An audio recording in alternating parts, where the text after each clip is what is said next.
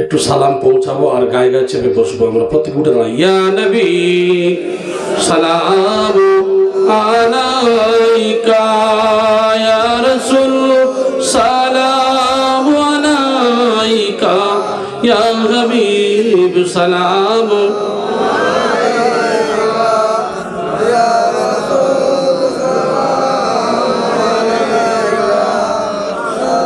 طلع البدر علينا من ثنيات الوداع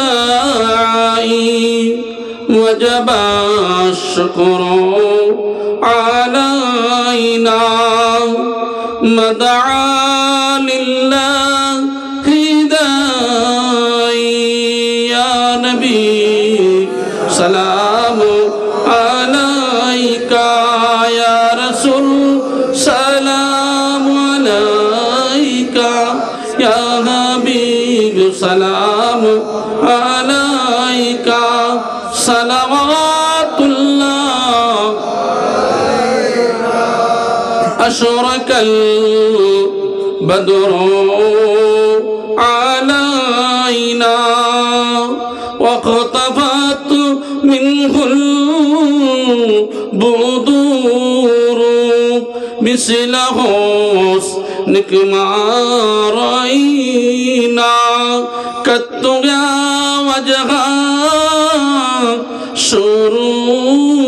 سروري يا نبي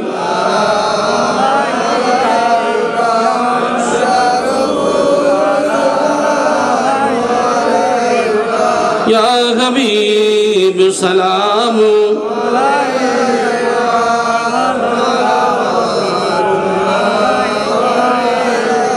জিবরাইল দিলেন যে আওয়াজ খুলে দাও আসমানের দুয়ার করতে আল্লাহর ও দিদার এসেছেন নবীদের সরদার ইয়া নবী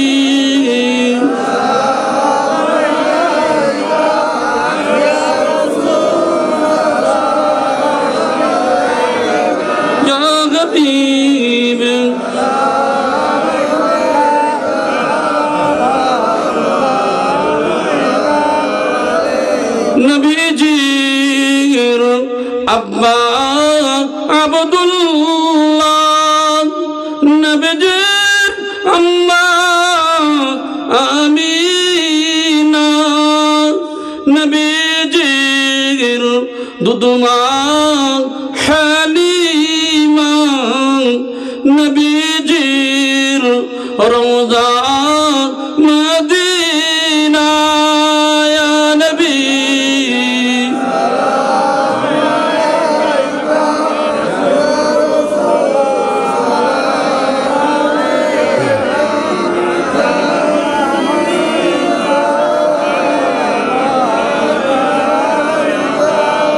আই ইমাম সালাম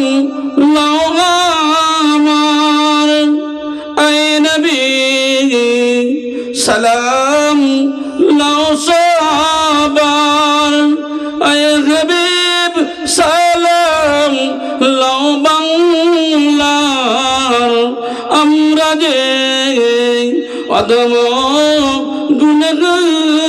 গুনহগার ইয়া নবী সালাম ইয়া রাসূল সালাম আলাইকা ইয়া হাবিব সালাম আলাইকা সালাওয়াতুল্লাহ আলাইকা ইয়া রাব্বি সাল্লি দাইমান ওয়া সাল্লাম بلغ الأولى بكماله كشف الدجى بجماله حسنت جميع خصاله صلوا عليه وآله درود الله تعالى عليه وسلم بلغوا عني ولو آية وقال الله تعالى في كلامه المجيد والفرقانه الحميد إن الله وملائكته يصلون على النبي يا أيها الذين آمنوا صلوا عليه وسلموا تسليما اللهم صل على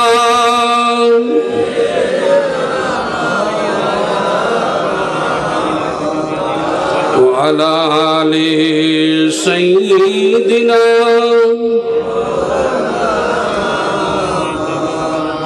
दिन मिला ईमान मिला पढ़ने के लिए कुरान मिला दिन मिला ईमान मिला पढ़ने के लिए कुरान मिला जो कुछ देने का था सब कुछ दिलवा दिया कमले वाले ने हक ला इलाहा इल्लल्लाह ला इलाहा इल्लल्लाह ला इलाहा इल्लल्लाह मुहम्मदुर रसूलुल्लाह अल्लाहुम्मा सल्लि अला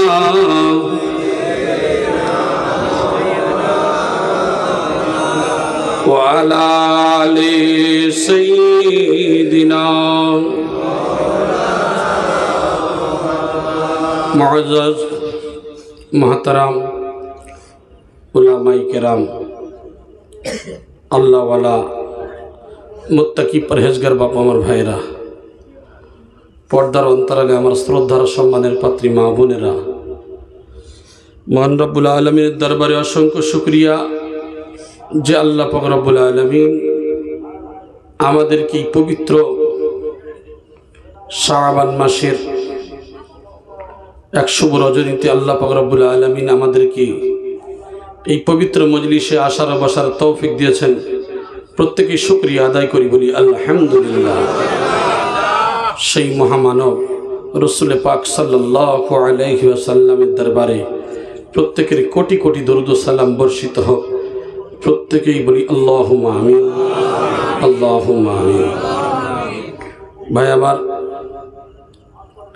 যদিও আগামী কাল শাবান মাসের 15 তারিখ অর্থাৎ লাইলাতুল বরাত এই যে লাইলাতুল বরাত ভাগ্যের রজনীর রাত যদি আমি আয়াতে কারিমা পাঠ করেছি রমজান সম্পর্কে যেহেতু আমাদের বাবুল আলী সাহেব কিছু কথা বলেছেন তার মধ্যে আমি একটু জুড়ে দিতে চাই ইন্না আনজালনাহু লাইলাতুম মুবারাকা এটি একটি বরকতময় রাত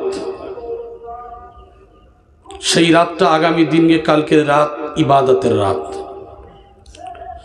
আমরা জানি ফোনের ইউটিউব খুললে কেউ বলেছেন নাজায়েজ কেউ বলেছেন জায়েজ কেউ বলেছেন বিদআত যে যার ভাষায় বলেন না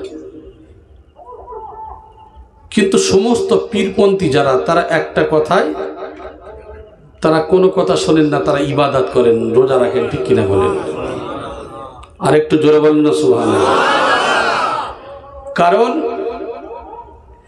মানুষ ইবাদত করবে এক শ্রেণীর মানুষ আমরা উৎসাহ দেওয়া যেমন তেমন কি করে ইবাদত থেকে রুখে দেব সেই চিন্তা বেশি করে থাকি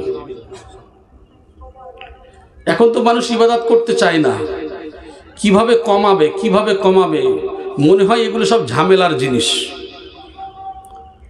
একে মানুষ করতে চায় না তারপরেও মানুষ গান বাজনা হলে যতটা না রুখে দেয় দেখবেন ইবাদত করলে তার থেকে বেশি রোখার মানুষ বেশি এ সম্পর্কে 15টা সহিহ হাদিস রয়েছে তার থেকে বেশিও থাকতে পারে আলহামদুলিল্লাহ এই যে শাবান মাসের 15 তারিখের রাত হাদিসের মধ্যে বলা হয়েছে বহু নবীর সাহাবা তাদের থেকে এই হাদিসগুলো খুবই উচ্চ পর্যায়ের হাদিস মানুষ এই লাইলাতুল বারাতের রাতে কি করেন?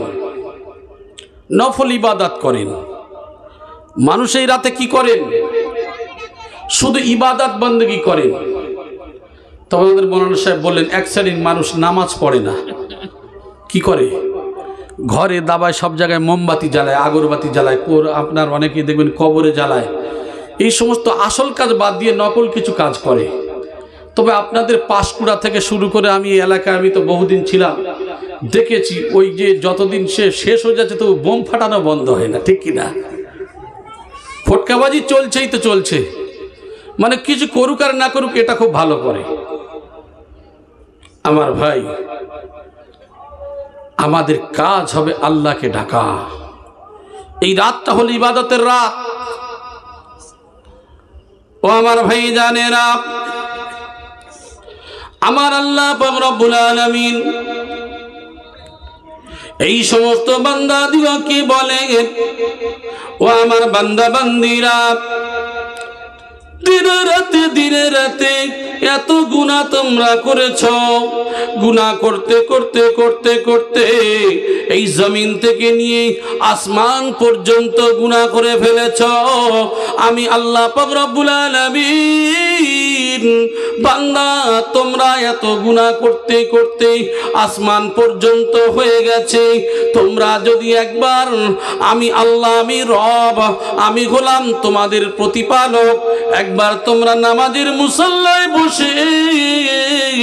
আমি আল্লাহ আমার কাছে শুধু দুইটা হাত তুলে বলবে, ও আমার প্রতিপালক, ও আমার আল্লাহ, আমি বড় অপরাধী, আমি তো বড় অন্যায়কারী। আল্লাহ, আমার পাপের সাগরে আমি ডুবে গেছি। ওগো আল্লাহ, আমার জীবনের এত গুনাহ, এত গুনাহ। আল্লাহ পাক রব্বুল আলামিন বলছেন, ফাস্তাগফিরুনি, বান্দা তোমরা আমার কাছে ক্ষমা চাও, আগফির লাকুম, আমি তোমাদেরকে ক্ষমা করে দেব। জোরে বলি সুবহানাল্লাহ। ও আমার ভাইজানেরা, আপনি এই জমিন থেকে নিয়ে গুনাহ করতে করতে আসমান পর্যন্ত গুনাহ করে ফেলেছেন। এই গুনাহ যতই হোক না কেন, আমি আল্লাহ পাক রব্বুল আলামিন, আমার বান্দারা যদি ক্ষমা চায়, আমি আল্লাহ পাক রব্বুল আলামিন এদের গুনাহগুলিকে মাফ করে দেব। তবে একটা গুনাহ আমি মাফ করব না, সেই গুনাহটা হলো শিরকের গুনাহ। শিরকের গুনাহ আমি আল্লাহ এটাকে মাফ করব না। ও আমার ভাইজানেরা, তার মানে হলো আল্লাহর সঙ্গে সমপরিমাণ কাউকে বানানো। আল্লাহ তো বললেন, ওয়াবুদুল্লাহ ওয়ালা তুশরিকু বিহি শাইয়্যা। আল্লাহ বললেন, তোমরা আমার ইবাদত করো আর আমার সঙ্গে কোনো কিছুকে তোমরা বানাইও না। আমার সমপরিমাণ কোনো কিছু তোমরা করো না, আমার সমতুল্য কোনো কিছুকে বানাইও না। আমি আল্লাহ যদি আমার সমতুল্য কাউকে বানাও, তাহলে এটাই হবে তোমাদের জন্য শিরক। আল্লাহ পাক রব্বুল আলামিনের সমতুল্য কাউকে কিছু বানানো যাবে? তাহলে আমাদের যদি কিছু অভাব পড়ে আল্লাহর কাছে চাইবো না কোনো পীরের কাছে চেয়ে নেব? কোন পীর সাহেব বলেছেন নাকি যে আমার কাছে আমি তোমাদের দেব? তাদের কথা হলো এইটাই যে বাবা, দেওয়ার যদি মালিক থাকে একমাত্র আল্লাহ। পীরপন্থী যারা আমরা একটাই কথা বলি, ওসিলা দিয়ে চাওয়া যায়।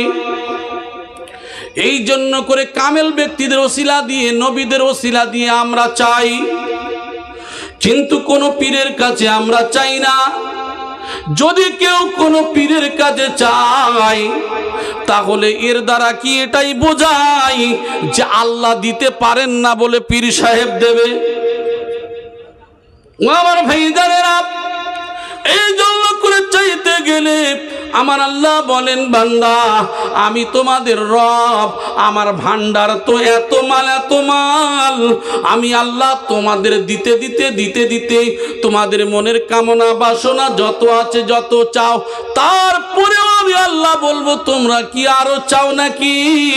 আল্লাহ আমি যা চেয়েছি এর থেকে কি আরো আছে? আল্লাহ বলবে বান্দা তোমাদের চাহিদা যতটা হয়েছে আমার ভান্ডারের সূচের আগা পরিমাণ তোমরা নিতে পারো না।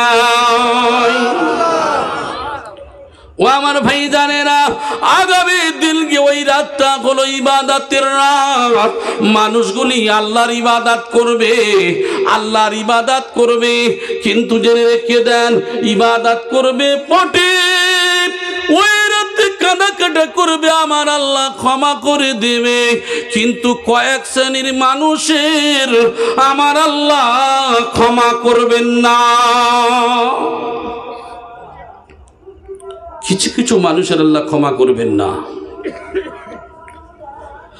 নম্বর 1 হলো যেটা বললাম যে আল্লাহর সমপরিমাণ কাউকে বানানো যাবে না, অর্থাৎ শিরক করা যাবে না। আল্লাহর সমপরিমাণ যদি কাউকে বানাই, আমি আল্লাহ সবার সাহায্য এক একজনের সাহায্য নাই, আর আমি আল্লাহ যেটা করি কারোর সাহায্য আমার লাগে না। এই জন্য করে আমার সমপরিমাণ কাউকে বানালে আমি আল্লাহ সেটাকে সহ্য করতে পারি না। নম্বর 2 হলো পিতা মাতার অবাধ্য সন্তান যারা হবে, এই পিতা মাতার অবাধ্য সন্তান এদের মতো ঝুনো পাপী যদি এই রাতে কাঁদা করে চোখের রক্ত ফেলে দেয়, আমি আল্লাহ আমার কাছে কোনো দাম হবে না।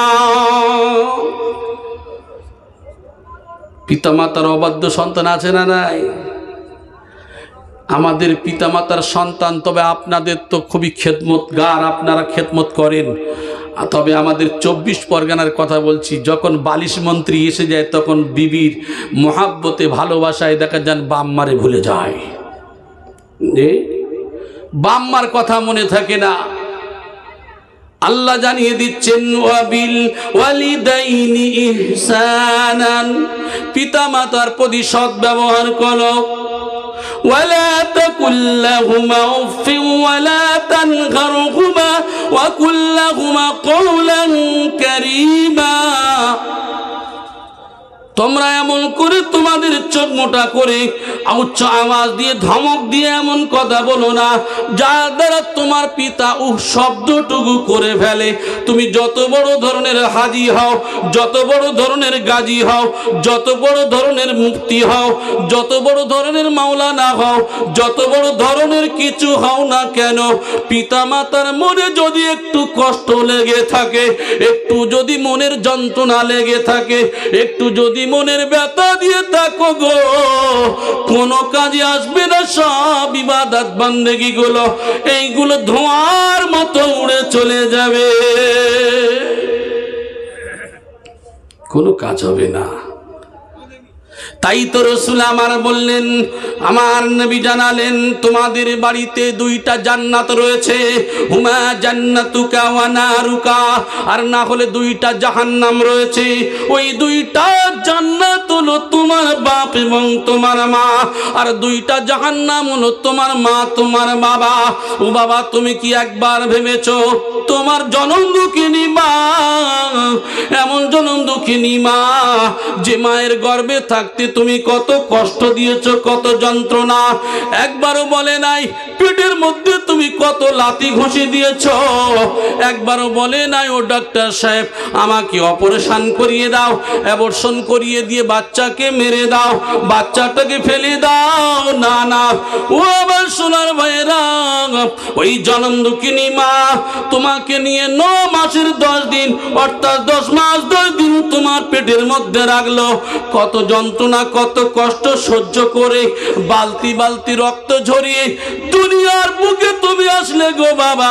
দুনিয়ার বুকে আসার পরে একবার কি তুমি চিন্তা করলে না, একবার কি তুমি ভাবলে না গো যে তোমার বাপ তোমার মা এমন কষ্ট করে তোমার দুনিয়ার বুকে নিয়ে এসেছে, সেই বাপ সেই মা তোমার মা কত কষ্ট করে ছোট্টবেলায় থেকে দুগ্ধ পান করিয়ে বড় করলো, বাপ পরের বাড়িতে জিগরিগিরি করে কত কষ্ট নিয়ে কত বেদনা নিয়ে নিজে না খেয়ে তোমার জন্য নিয়ে এসেছে। দিয়েছে গো, তোমার কি মনে নাই? মনে নাই সেই পিতামাতার কথা কেমন করে তুমি ভুলে যাও?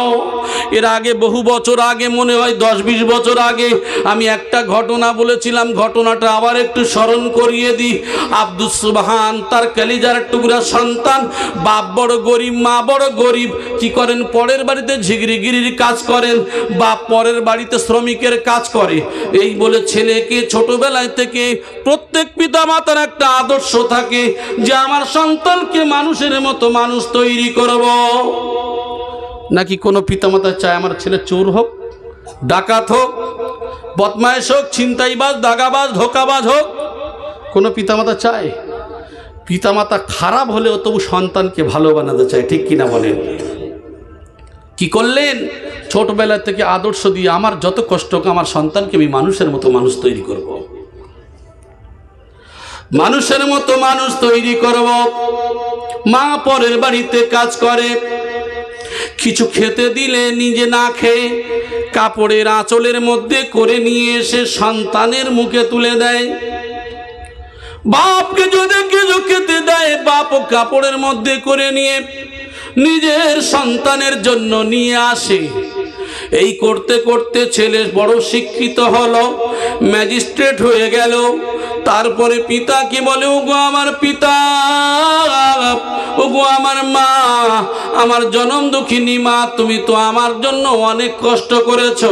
ওগো আমার আব্বা জান, আপনি তো আমার জন্য অনেক কষ্ট করেছেন, আপনারা আমার জন্য দোয়া করুন।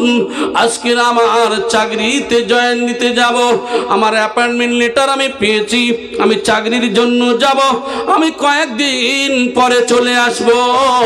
এই বলে যখন তিনি হুকুম নিয়ে যাচ্ছেন, নিজের পিতা কি করেন, 2 রাকাত নফল নামাজ পড়ে আল্লাহর দরবারে 2টা হাত তুলে দোয়া চান, আল্লাহ আমার সন্তানকে কামিয়াবির সঙ্গে চাকরিটা কামিয়াব করে দেন।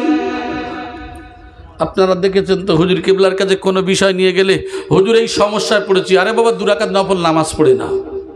তিনি তো বলতে পারতেন, বাবা তুমি এক কাজ করো, আমার কদম বসি করে চলে যাও, বলেছেন নাকি?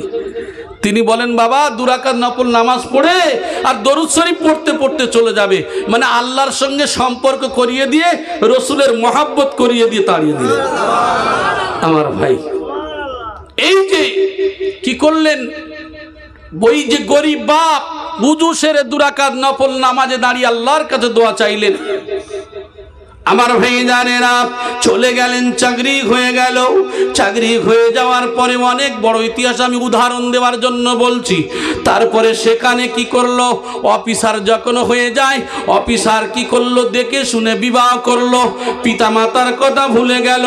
1 দিন যায়, 2 দিন যায়, 1 মাস যায়, 2 মাস যায়, কয়েকটা মাস যখন অতিবাহিত হয়ে গেল, চুমুকনি মা আর সন্তানকে কোনো খবর না পেয়ে কাঁদতে কাঁদতে কাঁদতে কাঁদতে চোখ 2টা অন্ধ হয়ে গেল। আমার ভাই জানেরা, পিতাও কাঁদে, পিতাও কাঁদে। এইভাবে কি করেন, পরের বাড়িতে কাজ করেন কষ্টের সঙ্গে, এত কষ্টে জীবন যাপন করে। গ্রামের কোনো মানুষ বলে, ও আব্দুস সুবহানের পিতারে, তোমার সন্তানকে কি জানো? বলে না, আমার সন্তানের কয়েকটা মাস হয়ে গেল, আমার সন্তানের খবর আমি পেলাম না। বলে, তাহলে এক কাজ করুন, অমুক জায়গায় অমুক অফিসে আপনার সন্তান সেখানকার বড় ম্যাজিস্ট্রেট।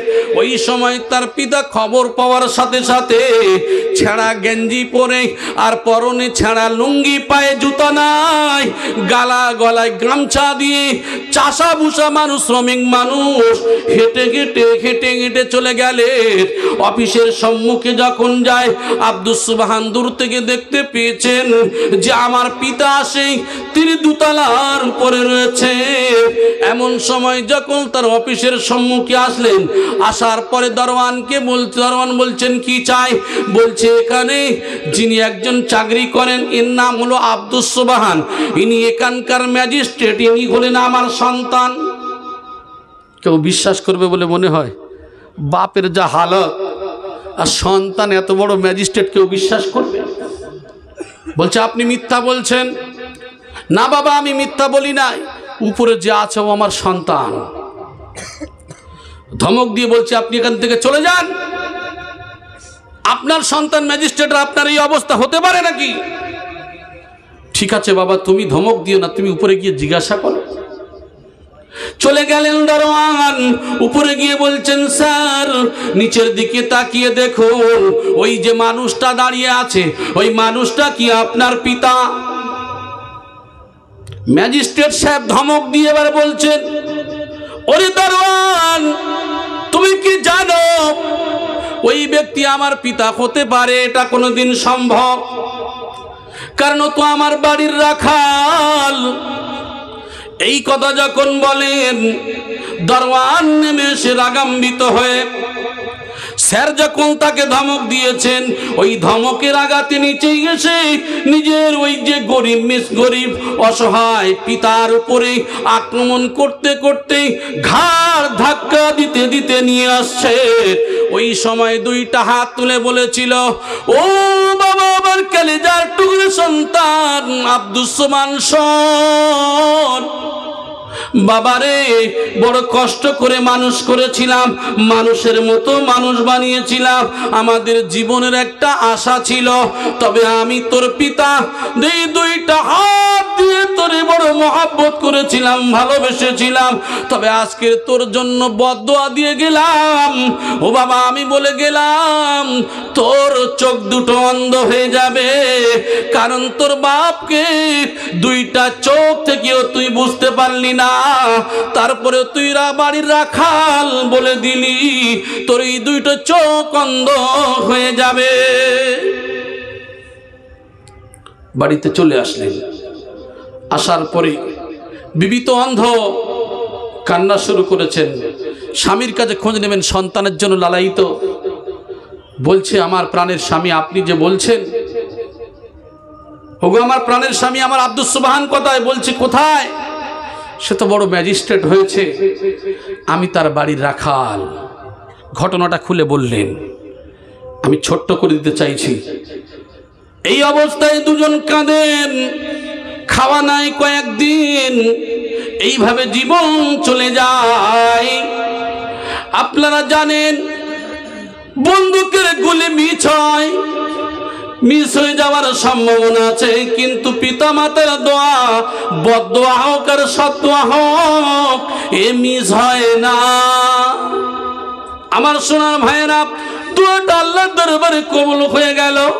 চোখের সামান্য চুলকোনা শুরু হয়ে গেল, এই চুলকাতে চুলকাতে আব্দুস সোবহানের চোখ দুটো অন্ধ হয়ে গেল।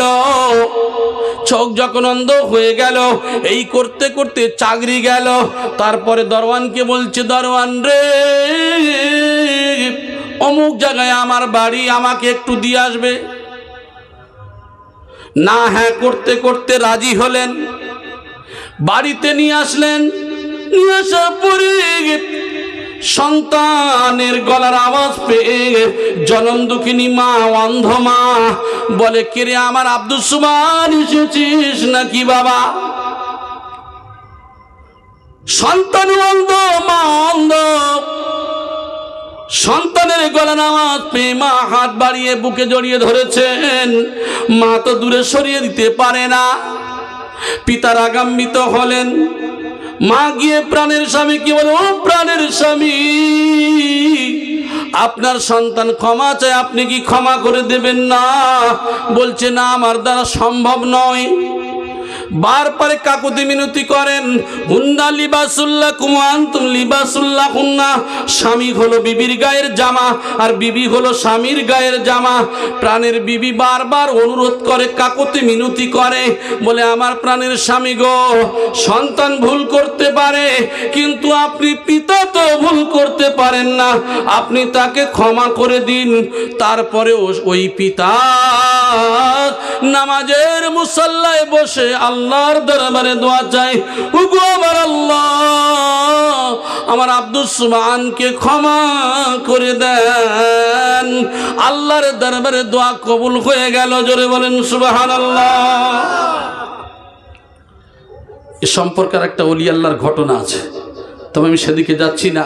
আমার যে বলার উদ্দেশ্য হলো, এই পিতামাতার প্রতি সৎ ব্যবহার যদি না হয়, আপনার বাড়িতে আমার বাড়িতে আমি যত মাজারে যাই, যত পীরের সেবা করি, যত হজে জানার, যত ভালো কাজ করেন, দুনিয়ার যত ভালো কাজ করেন, আপনার বাম্মা যদি একটু কষ্ট পায় আপনার ইবাদত সব ধ্বংস।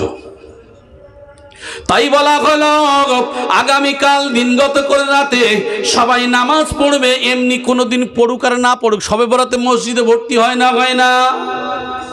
বলে আজকের ভাগ্য পাল্টাবে তো, বলেন না? যা সারা বছর নামাজ পড়েনি, ভাগ্য পাল্টাতে মসজিদে যাচ্ছে। ফেরেশতারা জানে না কবরে যাওয়ার পরে দেবে ঠিক মতো ট্যাবলেট টাইট করে দেবে, বুঝতে পেরেছেন? আমার ভাই জানেরা, সারা জীবন নামাজ পড়ে নাই, রোজা রাখে নাই, পিতা মাতার জীবনে কোনদিন একটা আপেল কিনে এনে দেয় নাই, আঙ্গুর কিনে এনে দেয় না, ও ভাগ্য পাল্টাতে যাবে। তাই তো বলা হলো, আল্লাহর নবী জানিয়ে দিলেন যে মসজিদে গিয়ে যত তুমি কাঁদা কাটা করো না কেন, তোমার ইবাদত আমার আল্লাহ কবুল করবে না। ও আমার ভাই জানেরা,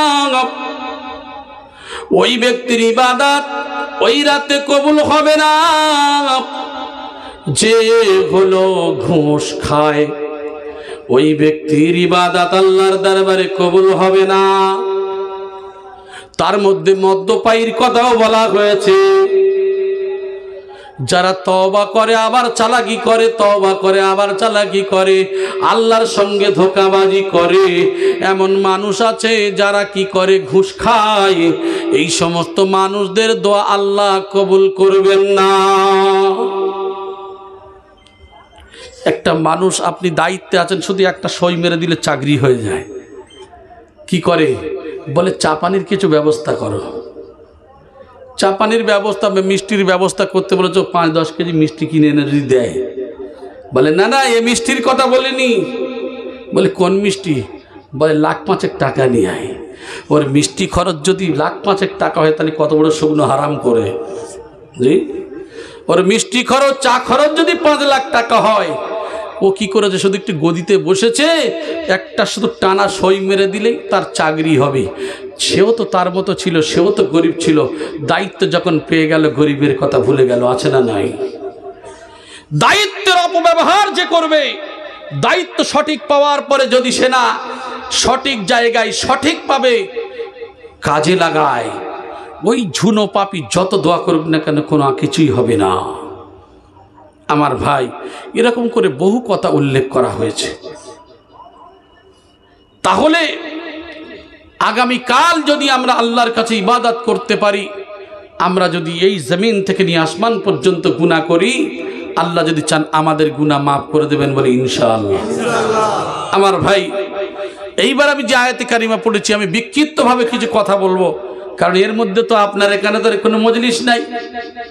আমি সর্বপ্রথম যে আয়াতে কারিমা পাঠ করেছিলাম, কুতিবা আলাইকুমুস সিয়াম কামা কুতিবা আলাল্লাযীনা মিন ক্বাবলিকুম লাআল্লাকুম তাত্তাকুন। তোমাদের উপর এই রমজানের রোজাকে ফরজ করা হয়েছে, যেমনিভাবে তোমাদের পূর্বপুরুষদের উপরে ছিল, যাতে তোমরা আত্মসংযম হও, তোমরা মুত্তাকি হও। এই রোজা, এই সিয়াম শব্দের অর্থ কি? বিরত থাকা। সিয়াম শব্দের অর্থ বিরত থাকা। এখন বিরত কোন দিক থেকে কোন দিকে থাকবেন? বিরত বলতে কি বোঝায়? রোজা যেটা আমরা বলি, এটা তো ফার্সি শব্দ। এই রমজান, এই রোজা, এটা বলেন তো দেখি, রমজানের রোজা আমাদের উপরে ফরজ, ওয়াজিব, সুন্নত, না নফল, না মুস্তাহাব? ফরজ। তাহলে এই ফরজ রোজা না করলে আমাদের কোনো সমস্যা আছে নাকি? হ্যাঁ, আমরা তো অনেকেই কি করি, অনেকেই ইচ্ছাকৃত সমস্যা থাকলে রোজা রাখতে চাই না। কিছুই নয়, বলে আমার গ্যাস হয়, অমুক হয়, তমুক হয়। অথচ আপনারা অনেকেই জানেন, পুশিদা হুজুর কেবলা যখন ছিলেন সবল সিংহপুরী রহমতুল্লাহ আলাইহি, তার কাছে যাওয়ার পরে, হুজুর আমি রোজা রাখতে পারি না, আমার এই সমস্যা আছে। আরে বাবা, তুমি ভোরবেলা সেহরি খাও না গো, সেহরি খাও, তুমি রাখো, যদি না পারো তুমি পরে ভেঙে দেবে। রোজা রেখেছে অনেকেই, রাখার পরে রাখতে রাখতে একটু যন্ত্রণা হয়, আবার একটু যন্ত্রণা হয়, করে ভেঙে দেবো, থাক একটু থাকি, এই করে করে আলহামদুলিল্লাহ সে রোজাটা কমপ্লিট করেছে। আবার দ্বিতীয় দিন আবার ধরেছে। এইভাবে করতে করতে আপনাদের জানা নাম জান বললেও বুঝতে পারবেন, তবে মানুষটা দুনিয়া থেকে চলে গেছেন। আলহামদুলিল্লাহ বলে এত সমস্যা ছিল, সেই বছর রোজা রাখতে রাখতে আলহামদুলিল্লাহ একটাই রোজা তো আমার হয় না, কাজা করি নাই, এছাড়া মরণের আগ পর্যন্ত সে রোজা কাজা করে না। সুবহানাল্লাহ। এই যে নিয়ত, মানুষ যদি নিয়ত করে নেয়, নিয়ত করলে কি হবে? তাহলে এই নিয়তের কারণে আল্লাহ পাক রব্বুল আলামিন তার সহজ করে দেবেন। সুবহানাল্লাহ। আর যদি খুবই সমস্যা থাকে, সে তার জন্য তো আল্লাহ পাক রব্বুল আলামিন সাবসিডি দিয়ে রেখেছেন। কিন্তু আমার যদি কম সমস্যা থাকে, আর যদি 1 টাকার সমস্যা থাকে 50 টাকা দেখায়, ওটা আল্লাহ জানেন না? জানেন না? সব জানেন। এই রোজাটা যে ফরজ হয়েছিল, এই রোজাটা যে আমাদের উপরে যে ফরজ হয়েছে, বলেন তো কি কোন হিজরিতে? 2য় হিজরিতে এই রোজা শুরু হয়। অন্যান্য নবীদের সময় ছিল, এক একটা সিস্টেমে ছিল। আমার ভাই জানেরা, তাই আল্লাহ পাক রব্বুল আলামিন বলছেন, ইয়া আইয়ুহাল্লাযীনা আমানু কুতিবা আলাইকুমুস সিয়াম কামা কুতিবা আলাল্লাযীনা মিন ক্বাবলিকুম লাআল্লাকুম তাত্তাকুন। হে ঈমানদারগণ, তোমাদের উপরে এই রোজা ফরজ করা হয়েছে যেমনি ভাবে তোমাদের পূর্বপুরুষদের উপরে ছিল, যাতে তোমরা মুত্তাকি হতে পারো। তাহলে আমরা রোজা রাখার কারণে মুত্তাকি মানে আল্লাহর ভয় আমাদের দিলের মধ্যে থাকবে। কোন দিক থেকে থাকবে ভয়? আমার ভাই জানেরা, সর্বদিক থেকে আল্লাহর ভয় দিলের মধ্যে রাখতে হবে। আমরা জানি একটা মানুষ সারাদিন বিড়ি খায়, একটা মানুষ সারাদিন বিভিন্ন কথাবার্তা গালিগালাজ করে, একটা মানুষ সারাদিন পানাহার করে, বিভিন্ন কাজে লিপ্ত থাকে। কিন্তু ওই মানুষটা রমজান যখন আসে, ওই মানুষটা বেহুদার মতো চলতে পারে বলে মনে হয়? চলতে পারে না। তাহলে বোঝা যায় মানুষটা মুত্তাকি। জোরে বলেন সুবহানাল্লাহ। আল্লাহর ভয় আছে বলে তো করে। আবার এক শ্রেণীর ঝুনো পাপী আছে, সেরা কি বলে? বলে আল্লাহর দিকে ভয় নাই, বান্দার দিকে ভয় করে কি করব? ও 2টো সিগারেটের জায়গায় 4টে খেয়ে বসে থাকে। নাই, তবে আপনাদের এলাকার কথা বলছি না। আল্লাহর দিকে ভয় নাই, মানুষের দিকে ভয় করে কি করব? তাহলে আল্লাহকে ভয় করে না। আমার ভাই জানেরা, তাই আল্লাহ পাক রব্বুল আলামিন বলেন, শাহরু রমাদানাল্লাযী উনজিলা ফীহিল কুরআন হুদাল লিন-নাসি ওয়া বায়িনাত মিনাল হুদা ওয়াল ফুরকান ফামান শাহিদা মিনকুম শাহরা ফালইয়াসুমহু। আল্লাহ পাক রব্বুল আলামিন কি বলেছেন? এই রমজান হলো সেই মাস যে মাসে এই কোরআন নাজিল করা হয়েছে। জোরে বলেন সুবহানাল্লাহ। আগামীতে যে রমজান মাস আসছে, এই রমজান মাস, এই মাসে এই কোরআন নাজিল হয়েছে। আমার ভাইয়েরা, এইটা যে কোরআন আল্লাহ পাঠালেন, এটা কি? মানুষের জন্য হেদায়েত, হেদায়াতের জন্য আল্লাহ পাঠালেন। হুদাল লিন-নাস, এই মানুষের জন্য, হিদায়তের জন্য পাঠানো হয়েছে। এবং এটাই হলো পথ প্রদর্শক। এই কোরআন আমাদের পথ দেখাবে। এই কোরআন আমাদের মনে করি শুধু খতম দেওয়ার জন্য এসেছে, না না, এই কোরআন আমাদের পথ নির্দেশক। এটাই হলো আমাদের হিদায়তের বাণী। অতএব হে মানুষ, আমাদের কি করতে হবে? এই যে সত্যের বাণীর দিকে লক্ষ্য করে দেখেন, এই কোরআনের মধ্যে বলা হয়েছে এটাই এমন পথ নির্দেশক। এটা হলো বাতিল আর সত্য আর মিথ্যার মধ্যে পার্থক্যকারী এই কোরআন। জোরে বলেন সুবহানাল্লাহ। আমার ভাই জানেরা, হক বাতিলের পার্থক্য রয়েছে কোরআনের মধ্যে। কোরআনের এই জন্য করে একটা নাম হলো ফুরকানুল হক। ফুরকান বলা হয়েছে কেন? পৃথককারী। কিসের? সত্য মিথ্যার পৃথক, হক বাতিলের পৃথক। আমার ভাই, জায়েজ না জায়েজের পৃথক রয়েছে এর মধ্যে। তাহলে এই কোরআন কাদের জন্য করবে? হেদায়েত দেবে। যারা হেদায়েতের নিয়ত নিয়ে বসবে, হেদায়েতের নিয়ত নিয়ে বসলে আল্লাহ তাদের হিদায়েত করবেন। জোরে বলেন সুবহানাল্লাহ। অনেকেই বলেন হেদায়েতের মালিক তো আল্লাহ, তাহলে আল্লাহ হেদায়েত করবে। আমি করি আর না করলে আল্লাহ তো হেদায়েত করবে, আমি বসে থাকবো। এত সহজ নয়। অনেকেই আছে না, যে আল্লাহ খাওয়ানোর মালিক, আমি খাটবো না, বসে থাকবো, দেখি খাওয়াই কি করে। বলে না, বলে না? আরে আল্লাহ তো খাওয়ানোর মালিক, তোমার হাত দিল, পা দিল কেন, চোখ দিল কেন? এইগুলো দিয়েছে তার কারণ হলো যে তোমার এগুলো করতে হবে, রেজেকে বরকত দেবেন কে? তাহলে সেই রূপ আমাদের তো এটা লক্ষ্য করার দরকার ছিল, এই যে কোরআন আল্লাহ যে আমাদের হেদায়েত দেবেন, সেই হেদায়েতের নিয়ত নিয়ে যদি বসে, ওই মানুষকে হেদায়েত দেবেন কে? আল্লাহ। আমার ভাই, সেই হেদায়েতের বাণী হলো আল কোরআন। কাজেই তোমাদের মধ্যে যারা এই মাস পাবে তারা কি করবে? তারা যেন অবশ্যই রোজা পালন করে। এই মাস যখন তোমরা পাবে, অর্থাৎ রমজান মাস, তাহলে তোমরা কি করবে? রোজা রাখবে। জোরে বলেন সুবহানাল্লাহ।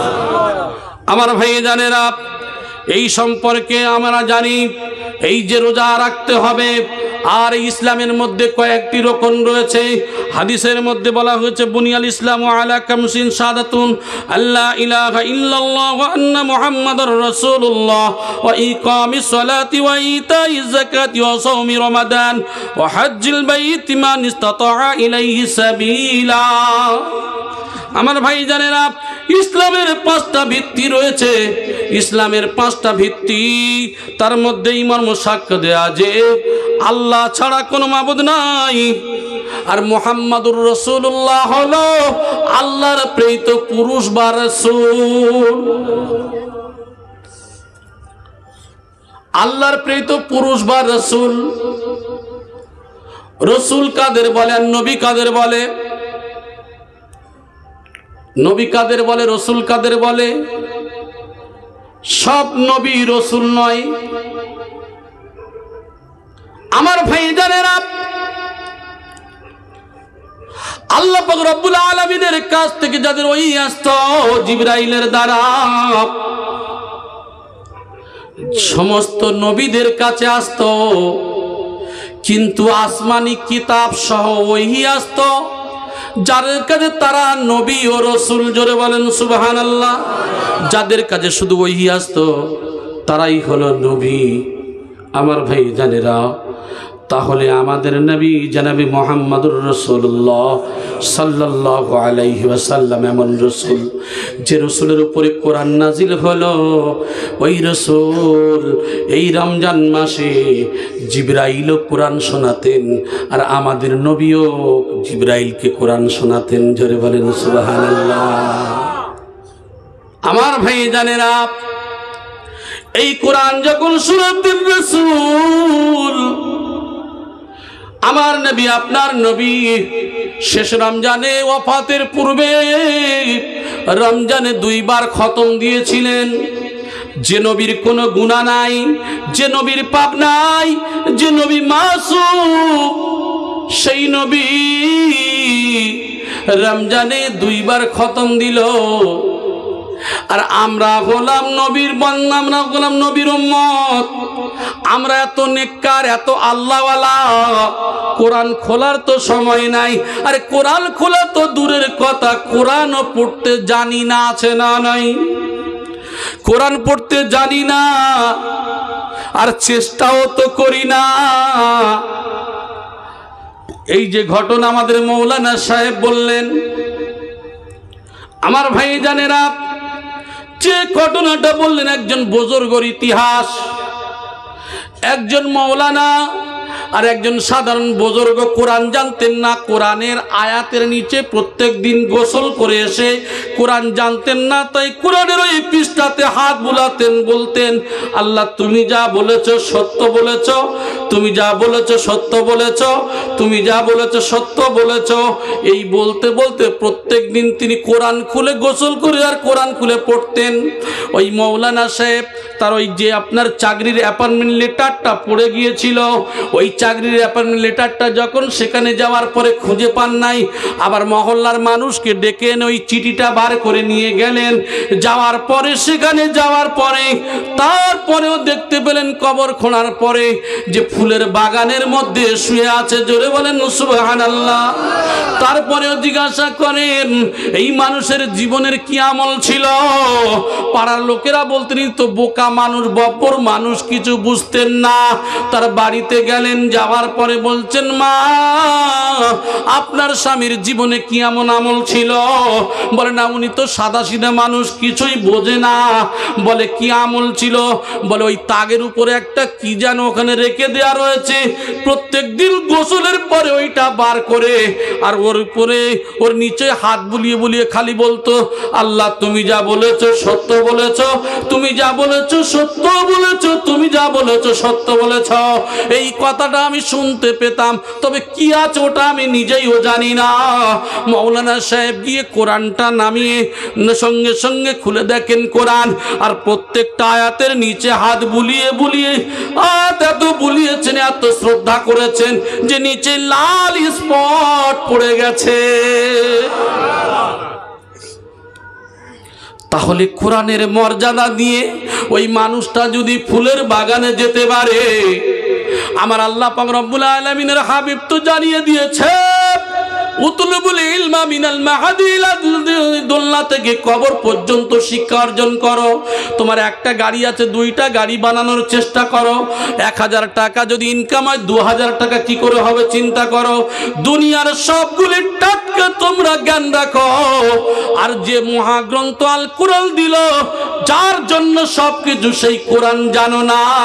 হে হতভাগা মুসলমান, 60-70 বছর 100 বছর সময় দিলাম, তোমরা তো চেষ্টা করলে না। এর সম্পর্কেও জিজ্ঞাসা করা হবে, এর জন্য জিজ্ঞাসা করা হবে। আপনি ভাবছেন যে আমি করি নাই, ছাড় পেয়ে যাবে, এত সহজ নয়। দুনিয়ার টাটকা টাটকা সব করেছিলে, আর কোরআন জানার তোমার সময় ছিল না। 24 ঘন্টার মধ্যে 5 মিনিট সময় বার করতে পারো নাই, একটা করে অক্ষর তুমি পড়ার সময় পাও নাই। এই সমস্ত চালাকি চতুরতা আল্লাহর কাছে চলবে না। যে কোরআন আমাদের নবীর উপরে নাজিল হলো, তাহলে সেই কোরআন আমাদের কাছে হলো একটা শ্রেষ্ঠ বাণী। তাই বলা হলো মুসলমান উতলুবুল ইলমা মিনাল মাহদি ইলাল দুলনা থেকে কবর পর্যন্ত তোমরা কি করো? শিক্ষা অর্জন করো। তাই হাদিসের মধ্যে বলা হলো এই যে ইসলামের বুনিয়াদ হলো 5টি। আল্লাহ ছাড়া কোনো মাবুদ নাই, মুহাম্মদুর রাসূলুল্লাহ হলো আল্লাহর প্রেরিত পুরুষ বা রাসূল। আমার ভাই জানেরা, দ্বিতীয় নম্বর হলো ইকামিস সালাহ, এই যে নামাজ কায়েম করো। তারপরে হলো নামাজ প্রতিষ্ঠিত করা, নামাজ কায়েম করা। নম্বর 1 তাহলে ঈমান আনতে হবে। নম্বর 2 নামাজ কায়েম করতে হবে, নামাজ প্রতিষ্ঠিত করতে হবে। নামাজ কায়েম কিভাবে করবেন? ইন্নাস সালাতা তানহা আনিল ফাহশাই ওয়াল মুনকার, নামাজ খারাপ কাজ, অশ্লীল কাজকে দূরে সরায়। এই নামাজ অশ্লীল কাজকে যদি দূরে সরায়, তাহলে আমাদের মধ্যে নামাজ নাই কেন? নামাজ আমাদেরকে আল্লাহ পাক রব্বুল আলামিন এক জায়গায় নয় 82 জায়গায় আলোচনা করলেন, নামাজের তাগিদ দিলেন। বাবা নামাজ প্রতিষ্ঠিত করো, নামাজ কায়েম করো। মুসলমান এমন আছি নামাজ পড়ার সময় পাই না, তাই তোমাদের ঘরের একটা খুঁটি যেটা খুব প্রয়োজনীয়, ওই খুঁটির মধ্যে একটা খুঁটি যদি না দেওয়া যায়, যেমন ওই বিল্ডিংটা কি হয়ে যেতে পারে, একদিকে হেলে যেতে পারে বা নিচু হয়ে যেতে পারে, ঠিক ইসলামের খুঁটির মধ্যে একটা খুঁটি হলো ওই কলেমার পরে নামাজ। যদি নামাজ না থাকে ওই রূপ অবস্থা হবে তোমাদের। নম্বর 3 হলো ওয়াইতাইজ যাকাত, যাকাত প্রদান করা। সদনী ব্যক্তি যারা হবে তারা যাকাত প্রদান করবে। এই যে যাকাত তাদের উপরে ফরজ, ওই সমস্ত ব্যক্তিরা যাকাত দেবে। তারপরে রমজানের রোজা রাখবে, রমজানের রোজা রাখবে, এটা হলো একটা খুঁটি, এটাই হলো একটা স্তম্ভ। তাহলে আমরা কি করি? এই রোজা রাখতে চাই না আমার ভাই জানেরা। তারপরে হলো হজ করা। হজ, সেই হজটা এমন এক যায় হজ যে হজ আমাদেরকে করতে হবে। যারা অর্থশালী ব্যক্তি আছে, এই হজ আমরা যদি না করি তাহলে আমাদের কোনো কাজে আসবে না। তাই আমার ভাই জানেরা, এই যে সিয়াম, এই হজ, এই যে এক একটা খুঁটি বা রক্ষণ যদি আমরা না করি, কাল কিয়ামতের ময়দানে আমাদেরকে সেই বাদনে ধরা পড়ে যেতে হবে, আল্লাহর কাছে আমাদের জবাবদিহি হতে হবে। আমার ভাই জানেরা, এই জন্য করে সিয়াম পালনকারীকে অর্থাৎ রোজা পালনকারী যেসব পুরস্কারের প্রতিদান আল্লাহ পাক রব্বুল আলামিন তাদেরকে দেবেন, এই রোজা যদি রাখে তাদেরকে পুরস্কার কেমন দেবেন একটু শুনুন। এক নম্বর হলো আল্লাহ স্বয়ং নিজে সিয়ামের প্রতিদান, রোজার প্রতিদান আল্লাহ দেবেন। জোরে বলেন সুবহানাল্লাহ। উম্মতে মুহাম্মাদিরা রে, তোমরা এক একটা কাজ করো, এক একটা ইবাদত করো, যে ইবাদতের সওয়াব তোমরা 70 গুণ থেকে 700 গুণ পর্যন্ত পেতে পারো, কিন্তু রোজার পুরস্কার আমি আল্লাহ কারোর হাতে দিইনি। রোজাদার বান্দাদের পুরস্কার আমি আল্লাহ নিজে হাতে দেব।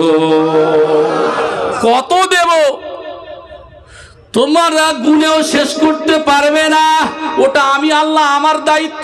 কত দেব আমি আল্লাহ খুশি হয়ে, যে আমার জন্য আমাকে খুশি করবে, আমার জন্য রোজা রাখবে, আমি আল্লাহ যেটা দেব সেটা তো কম দেব না। জোরে বলেন সুবহানাল্লাহ।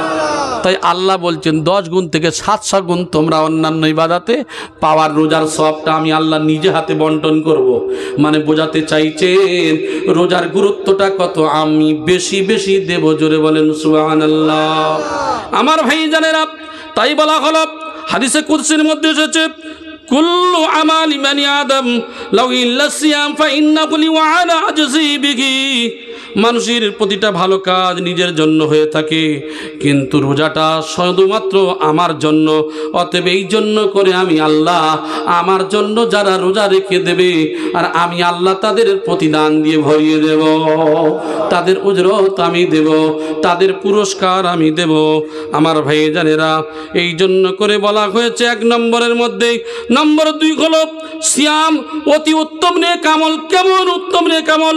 আবু হুরায়রা রাদিয়াল্লাহু তাআলা নূর বর্ণনা, ইয়া রাসূলুল্লাহি মুরনি বিআমালি ক্বালা আলাইকা বিসসাওমি ফাইন্নাহু লা আদলা লাহু। যে আল্লাহর রাসূল সাল্লাল্লাহু আলাইহি সাল্লাম আমাকে একটি উত্তম আমলের কথা বলুন, আমাকে একটি আমলের কথা নির্দেশ দিন। আল্লাহ রাসূল সাল্লাল্লাহু আলাইহি সাল্লাম বললেন, তুমি সিয়াম পালন করো, তুমি রোজা রাখো, কারণ এর সমমর্যাদা সম্পন্ন কোনো আমল নেই। রোজা এমন একটা আমল, রোজার সমপরিমাণ আমল একটাও আমল আর পাওয়া যাবে না। নামাজের আমল নামাজের জায়গা, রোজার আমল রোজার জায়গা, যাকাতের আমল যাকাতের জায়গা, এক একটা স্থান দিয়ে ওজন বোঝাতে চেয়েছেন। কারণ ও খুঁটি না থাকলে যেমন ঘর পড়ে যাবে, এই খুঁটি না থাকলে ঘর পড়ে যাবে, ওই খুঁটি না থাকলে ঘর পড়ে যাবে। একটা ঘরের মনে করুন 5টা খুঁটি, আর 5টাই খুবই গুরুত্বপূর্ণ খুঁটি। মাঝখানের খুঁটি যদি সরিয়ে দেওয়া যায় ঘর সমস্যা হবে না অত, কিন্তু চারদিকের খুঁটির মধ্যে যদি একটা খুঁটি সরিয়ে দেওয়া হয় কি হবে? পড়ে যাওয়ার সম্ভাবনা। ঠিক ইসলামের মধ্যে যে স্তম্ভ বলা হয়েছে তার মধ্যে আল্লাহ পাক রব্বুল আলামিন হাদিসে কুদসির মধ্যে তা উল্লেখ করেছেন। অতএব তোমরা কি করো, এইটাকে তোমরা তোমাদের এই আমলের সমপরিমাণ কিছু নাই, অতএব তোমরা খেলা ইবাদতকে নষ্ট করে দিও না। অন্যান্য ইবাদত মানুষ দেখতে পায়, কিন্তু রোজার মধ্যে তা নেই। অন্যান্য সব ইবাদত মানুষ দেখে, নামাজ পড়লে মানুষ দেখে, মানুষ কি করলে দান করলে দেখে, অন্যান্য ইবাদত সব দেখতে পাবেন। আর রোজা হলো নিজের মনের মধ্যে এমন একটা ইবাদত যেটা মানুষ বাহ্যিক দিক থেকে দেখতে পায় না। আরে শুকিয়ে আছে ওটাই দেখে, কিন্তু অন্তরের নিয়তটা মানুষ দেখতে পায় না। অতএব অন্যান্য ইবাদত বাহ্যিক দেখে, আর রোজার ইবাদতটা অন্তরের মধ্যে থেকে হয়। একবার জোরে বলি সুবহানাল্লাহ। আমার ভাই জানেরা, লোক দেখানোর কোনো আলামত এই রোজা পালন থাকে না। অন্যান্য ইবাদতগুলি লোক দেখানো হয়। একটা মানুষ চুরি করতে গেছে, ডাকাত, সে নামাজের সঙ্গে নামাজ পড়ে, অথচ সে কি করবে? পকেট মারতে গেছে, নালে মোবাইল চুরি করতে গেছে। ভাই জানেরা, অন্যান্য ইবাদত করলে তার মধ্যে মানুষ মিশে যায়। যে মানুষটা বিভিন্ন পাপ কাজ করার জন্য এমন মানুষ আছে না নাই?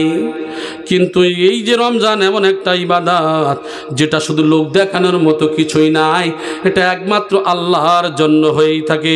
শুধু আল্লাহকে খুশি করার জন্য উদ্দেশ্য না হয় তাহলে কি হবে? এই মানুষটার জীবনটা বৃথা হয়ে যাবে, বেকার হয়ে যাবে।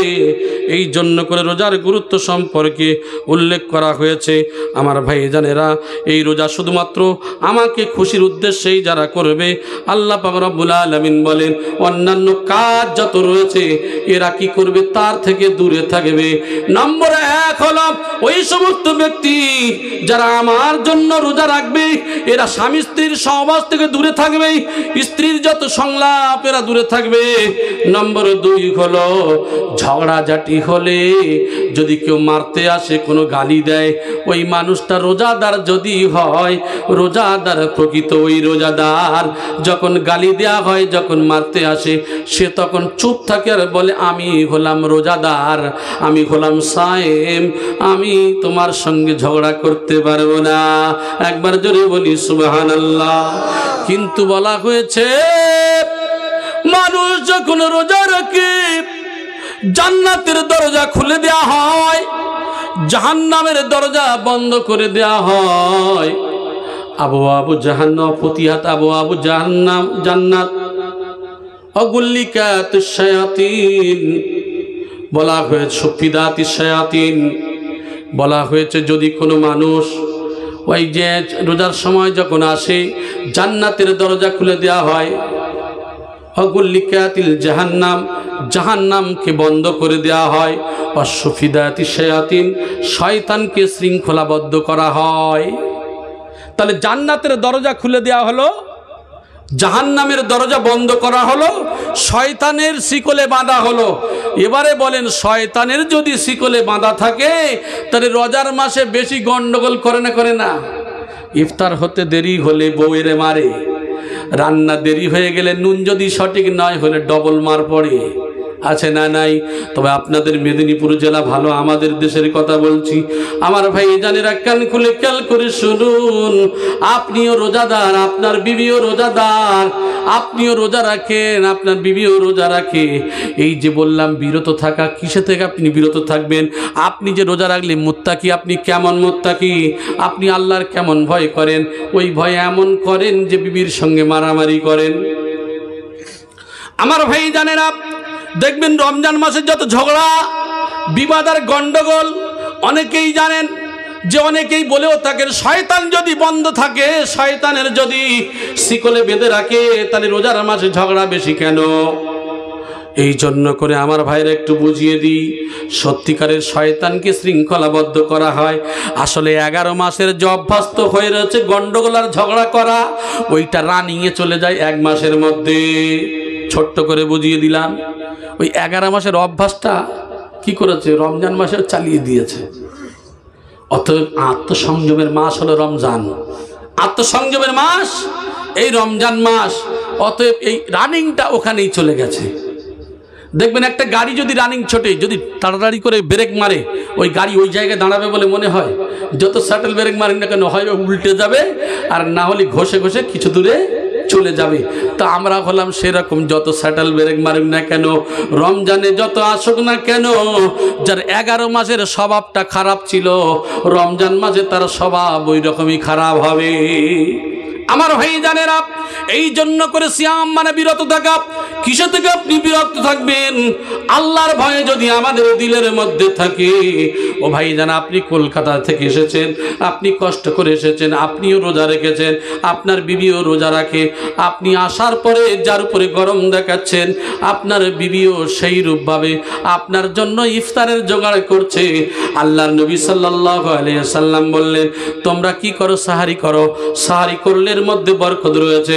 সাহারি করবে, আল্লাহর নবী সাল্লাল্লাহু আলাইহি সাল্লাম বেশিরভাগই খেজুর দিয়ে সাহারি করতেন।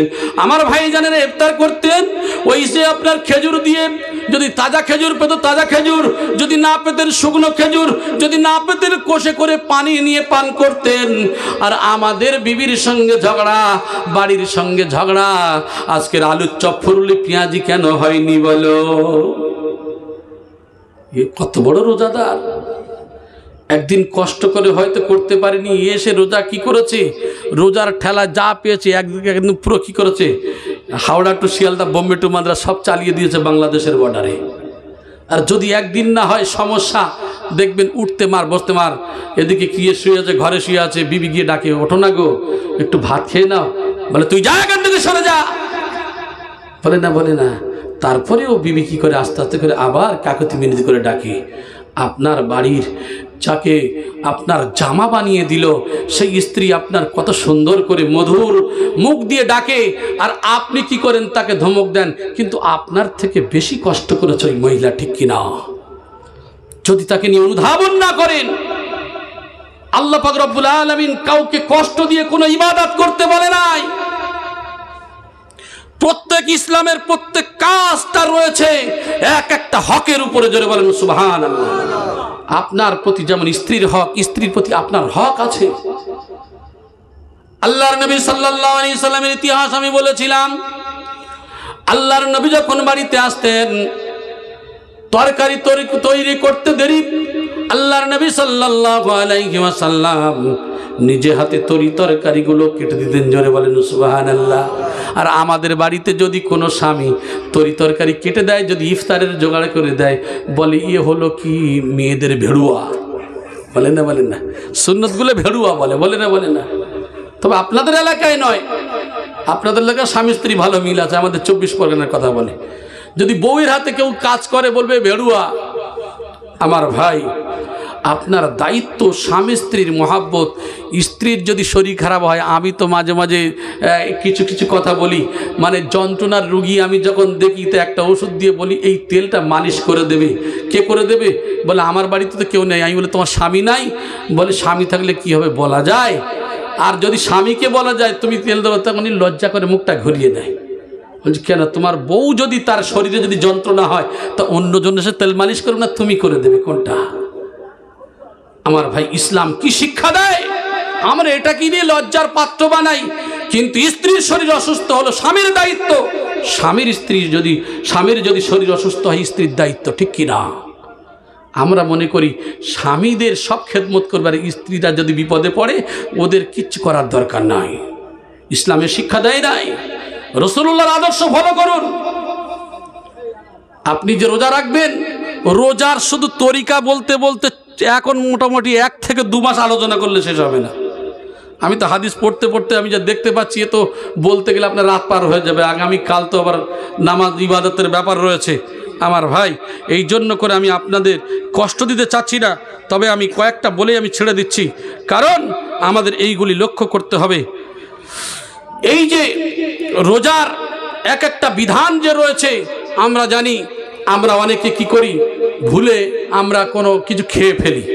কয়েকটা মশলা নিয়ে আমি আপনাদের সাধারণভাবে বলে দিচ্ছি। ভুলে কিছু খেয়ে ফেললাম, খাওয়ার পরে এখন মনে উঠেছে, চিন্তা করছে, যাও তুমি খেয়ে নিয়ে যখন তুমি রোজা ভেঙে দাও। অনেকে বলে না এই তুই খেয়ে নিয়ে যখন রোজা ভেঙে গেছে, জান রোজা ভাঙবে না। কারণ যদি আপনার খাওয়াটা যদি খেতে খেতে যদি মনে ওঠে, তাহলে যেটা মুখের মধ্যে আছে বার করে ফেলে দেবেন। হ্যাঁ, আপনি কুল্লি করে নিলেন, তাহলে আপনি যতটুকু খেয়েছেন ওই খাওয়াটা খাইয়েছে কে? অতএব আপনার এর জন্য কোনো সমস্যা নেই। পেট ভরে গেলেও আলহামদুলিল্লাহ, খাইয়েছে কে? আল্লাহ। অতএব আপনি ওখান থেকেই রোজা রেখে দেবেন, আপনার জন্য কোনো সমস্যা নেই। কিন্তু ইচ্ছাকৃত মাল খেয়ে বলছে আমার মনে নেই, আস্তাগফিরুল্লাহ। অন্তরের খবর জানে না, এও খবর আল্লাহ জানে, তাও সে ধরা পড়ে যেতে হবে।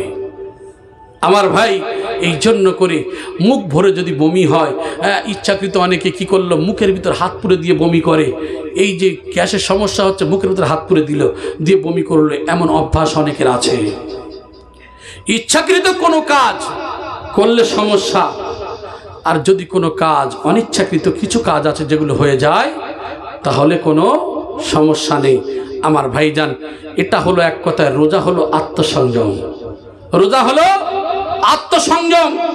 আত্মসংযম বলতে বিরত থাকা। কিসে থেকে বিরত থাকবেন? আপনার চলা, বলা, ওঠা, বসা, আচার আচরণে সব দিক থেকে আপনার একটু লক্ষ্য করে দেখেন তো। রমজান মাস রহমত, বরকত, নাজাতের মাস, ধরে বলেন সুবহানাল্লাহ। একটা মানুষ কি করে, সারা বছর কোনো সময় মসজিদে এত লোক হয় না, রমজান মাসে লোক ভরে যায় না। অন্য সময় ইবাদত করতে পারে না, রোজার মাসে মানুষ বেশি বেশি ইবাদত করে। জোরে বলেন সুবহানাল্লাহ। ও ভাই জানেরা, এই রমজান মাস এমন একটা রহমত বরকতের মাস। অন্য সময় মানুষ যা খায়, যাই হোক গরিব হলেও তবু একটা দুটো আপেল কোনোদিন না কোনোদিন কিনে এনে খায়। এইটা হলো আমার আল্লাহর দেওয়া পুরস্কার। জোরে বলেন সুবহানাল্লাহ। আমার ভাই জানেরা, এই রোজা হলো এমন একটা রোজা, আমরা অনেকেই মনে করি পেট পুরে না খেলে যদি আমরা ইফতার করি, ওই ইফতারটা যদি পেট ভরে না খাই হয়তো রোজা হবে না। না না না না আমার ভাই জানেরা, এক কোষ পানি খেলেও, খেজুর খেয়ে হলেও যদি আপনি আঙ্গুল চুষেও ইফতার করেন, আপনার ইফতারটা হয়ে যাবে।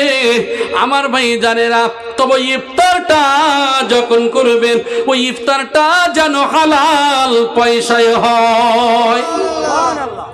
সারা মাস রোজা রেখেছি, সারা মাস রোজা রাখার পরে আমি যে ইফতারটা খাচ্ছি, কার ইফতার? সলিহুদ্দিন কাকার ইফতার খাচ্ছি। সে জীবনে নামাজ পড়ে না। সে কি করে? সুদের কারবার করে। কলকাতার নিউ মার্কেটে একজন বিহারি মুসলিম এসে আর ইফতার নিয়ে বলছে যে আমি এখানে ইফতার দেব। তখন পুশিদা হুজুর কিবলা ছিলেন, সবল শিবপুরী রহমতুল্লাহ আলাইহ, বলছে বাবা এখানে কারো তো ইফতার নেওয়া হয় না গো বাবা। জানালা থেকে মুখ বাড়ি বলছে বাবা এখানে কোনো ইফতার নেওয়া হয় না। বলে कैसा दरबार है, হ্যাঁ ইফতার নেই লেতা হয়। তার ভাষাতে সে বলছে যে কি এমন জায়গা যে ইফতার নেবে না কেন? তো বিহারিরা সব ভর্তি হয়ে গেছে। কেন সত্যিকার তো ইফতার একটা মানুষ দেবে, নেবে না কেন? একদম হই হট্টগোল শুরু হয়ে গেছে। তো তখন বলছে বাবা, হুজুর কিবলা তো মিষ্টি মিষ্টি কথা বলেন, তো বলছেন বাবা আগে বাবা হে ইফতারটা যে হয় তোমরা তো জানো বাবা হালাল পয়সায় করতে হয় গো। সারা মাস সারাদিন এই যে শুকিয়ে থেকে আল্লাহর হুকুম মতো ইফতারটা একটু পানি হালাল হলেও সেটা আলহামদুলিল্লাহ। আর যদি হারাম সারাদিন থেকে যদি হারাম খেয়ে ফেলি রোজাটা বাবা নষ্ট হয়ে যাবে। আচ্ছা বাবা ও যে তর্কতর্কি করছে, ঝগড়া করছে, বাবা ওর কারবারটা কি আছে শোনো না গো। ও কি করে শোনো না। বলে মেরা শরাব কা কারবার হ্যায়। নাউজুবিল্লাহ আস্তাগফিরুল্লাহ। সে বলছে কেন? আমার মদের ব্যবসা। বলে ভাই দেখেছেন বাবা, দেখেছেন ও মদের ব্যবসা, ওই পয়সায় ও কি করবে, ও ইফতার এনে ও এখানে হাক্কানি আঞ্জুমানে দেবে।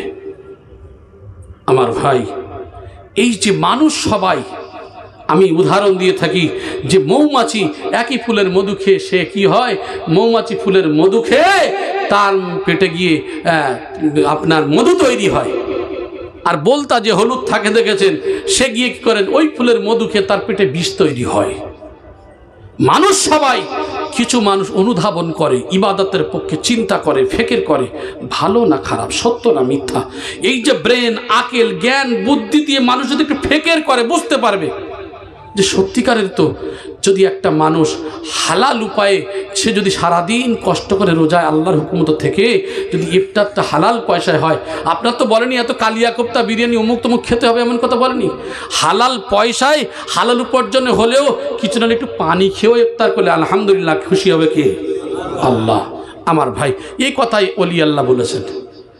সেই একই সিলসিলা বা সিলসিলা মৌজুদা মাস্টার সাহেব গদ্দি নসির হুজুর কিবলা দামাত বারকাতুহুম মাদ্দাজুল আলিয়া, তিনি সেই একই কথা বলছেন। আমার ভাই একই কথা তিনি বলে যাচ্ছেন। তাহলে আমরা কি করব? অবশ্যই আমাদের দায়িত্ব এবং কর্তব্য হলো এটাই যে একমাত্র আমাদেরকে ওই রোজাগুলি রাখতে হবে সেইভাবে যতটুকু আল্লাহ জোটাবেন। একটা খেজুর হোক, একটু পানি হোক, আমাদের যতটুকু একটা শসা হোক, আল্লাহ যা জোটাবেন তার উপরে আলহামদুলিল্লাহ। ও ভাই জানেরা, আমার আল্লাহ পাক রব্বুল আলামিন এইটুকু যখন আমরা শুকরিয়া করব, লা ইন শাকারতুম লাজিদান্নাকুম ওয়া লা ইন কাফারতুম ইন্না আযাবি লাশাদীদ। বান্দা আমার নিয়ামতের শুকরগুজারি করবে, আমি আল্লাহ তোমাদের নিয়ামতকে বাড়িয়ে দেব।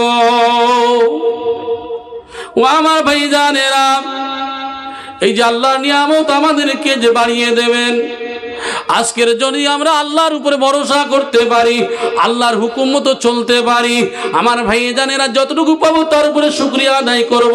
এই ছোট্ট ঘটনা বলে এবার আমি ছেড়ে দিচ্ছি। আল্লাহর নবী সাল্লাল্লাহু আলাইহি ওয়াসাল্লাম মসজিদ নববী থেকে একজন ব্যক্তিকে নিয়ে গেছেন মেহমান হিসাবে। মেহমানকে বাড়ি নিয়ে যাওয়ার পরে বলছে, ও বাবা বিবি আয়েশা, আমার বাড়িতে মেহমান এনেছি, কিছু খেতে দাও। আল্লাহর কসম করে বলি, ইয়া রাসূলুল্লাহ, আমার বাড়িতে পানি ছাড়া আর কিছু নাই। আল্লাহ নবী সাল্লাল্লাহু আলাইহি সাল্লাম বলেন, আমার সাহাবীরা, তোমরা কি কেউ মেহমানদারি করবে? বলে, হ্যাঁ ইয়া রাসূলুল্লাহ, আমি করব। এমন একজন ব্যক্তি মেহমানদারি করার জন্য নিয়ে গেলেন। নিয়ে যাওয়ার পরে বলছে, প্রাণের স্বামী গো, আমার বাড়িতে দুইটা বাচ্চার মাত্র দুইটা রুটি রয়েছে, আমাদের কোনো খাবার নাই। স্বামী বলছে, ওদের ঘুম পাড়িয়ে দাও। ঘুম পাড়িয়ে দেওয়া হলো। দুইখানা রুটি নিয়ে মেহমানের সম্মুখে দিয়ে বললে, তুমি রুটিটা দিতে গিয়ে আর তুমি বাতিটাকে বন্ধ করে দেবে, লাইটকে বন্ধ করে দেবে। লাইট বন্ধ করে দিল আর মেহমান খেতে শুরু করলো। মেজবান শুধু হাতটা নিয়ে মুখে তোলে, কিন্তু খাবার নাই। অন্ধকারে মেহমান পেট পুরে খায় আর মেজবান বসে বসে শুধু হাতটা ইশারা করে তোলে। এই কথাটা রসুলের কাছে যখন গিয়ে বলেন, ইয়া রাসূলুল্লাহ, ইয়া হাবিবাল্লাহ, হুজুর গতকাল রাত্রে এই অবস্থা হয়েছে। আল্লাহর নবী মুচকি মুচকি হাসে আর বলে, ওরে আমার সাবিরে, তুমি যে কাজটা করেছ গত রাতের কাজে আমার আল্লাহ এত খুশি হয়ে গেছে যে জিবরাইলের দ্বারা আমাকে খবর দেয়া হয়েছে। তাহলে বোঝা যায় মেহমানের মেহমানদারি করার মধ্যে যে ছেলে খেতে পাবে না, নিজেরা দুইজন খেতে পারেনি, কিন্তু মেহমানের খাইয়ে দিয়েছে।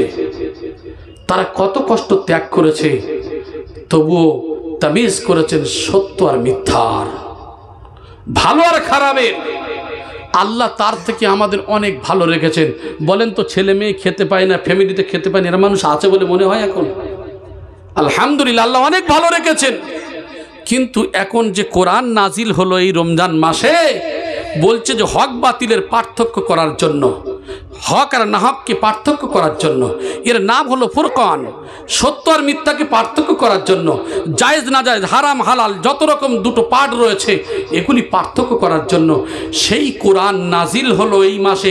আর এই মাসের রোজা রাখলাম, সেই পার্থক্য বুঝতে পারি নাই কোনটা হারাম আর কোনটা হালাল। নদিয়ার এক জায়গায় মজলিস করতে গিয়ে আমাদের হাফেজ সাহেব বলতেন একটা কথা, যে বলছে এরা যে বলে হারাম হারাম হারাম, কি হারাম? এ তো আপেল, কলা, লেবু, হ্যাঁ এই সমস্ত জিনিস। বলে, হ্যাঁ আপেল, কলা, লেবু, শশা সব দেখতে পাচ্ছেন, আপনার চোখে আপনি এগুলো দেখছেন। আপনার অন্তর চোখ যদি খোলা থাকতো, আপনার যে অবৈধ পয়সার মাল, ওটা আপনি কাঁকড়া দেখতে পেতেন, কুচে দেখতে পেতেন, ওটা পায়খানা দেখতে পেতেন। আপনি আপনার স্বচক্ষে দেখছে ওটা আপেল, কলা, লেবু, কিন্তু আপনার অন্তর্চক্ষু যদি খোলা থাকতো, তাহলে আপনি দেখতে পেতেন ওটা কি। অবৈধ পয়সার মাল খুব সাবধান। আল্লাহ পাক রব্বুল আলামিন যেন আমাদের প্রত্যেকের, আমরা হালাল পয়সায় ইনশাআল্লাহ ইফতার দেওয়ার চেষ্টা করব আর ইফতার খাওয়ার চেষ্টা করব বলি আল্লাহুম্মা আমিন। আমার ভাই, আল্লাহ পাক রব্বুল আলামিন এই সামনে রমজানুল মুবারক যে আসছে, আল্লাহ পাক রব্বুল আলামিন যেন সঠিকভাবে, সঠিক পন্থায়, আল্লাহ যেভাবে খুশি হয়, রসুল যেভাবে খুশি হয়, রসুলের তরিকা অনুযায়ী কামেল মুর্শিদের দোয়ার বরকতে আল্লাহ পাক রব্বুল আলামিন যেন আমাদের রমজানের এক মাসের রোজাকে রাখার তৌফিক দান করেন। আমিন সুম্মা আমিন। ভাষার মধ্যে, বলার মধ্যে যদি কোনো বিয়াদবি হয়, আল্লাহর ওয়াস্তে ক্ষমা করবেন। ও আখিরু দাওয়ানা আনিল হামদুলিল্লাহি রাব্বিল আলামিন। একবার উচ্চ আওয়াজে দরুদ শরীফ পড়েন, আল্লাহুম্মা